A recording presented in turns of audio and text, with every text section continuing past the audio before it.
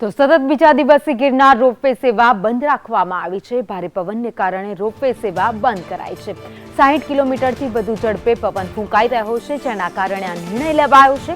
પ્રવાસીઓની સલામતીને જોતા આ નિર્ણય કરવામાં આવ્યો છે અને આજે બીજા દિવસે પણ બંધ રાખવામાં આવી છે રોપવે સેવા। વધુ અપડેટ સાથે સંવાદદાતા કેતન ઓઝા અમારી સાથે જોડાઈ ગયા છે। કેતન, આજે બીજા દિવસે પણ રોપવે સેવા બંધ રખાઈ।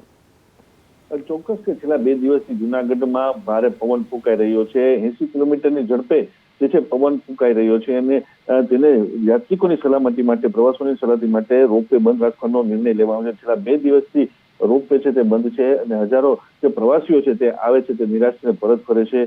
પવનની ગતિ ફરીથી પૂર્વવત થશે એટલે રોપવેની સેવા ફરી શરૂ કરવામાં આવશે તેવું મેનેજમેન્ટ દ્વારા જાણ કરવામાં આવ્યું છે। જી, આભાર માહિતી માટે।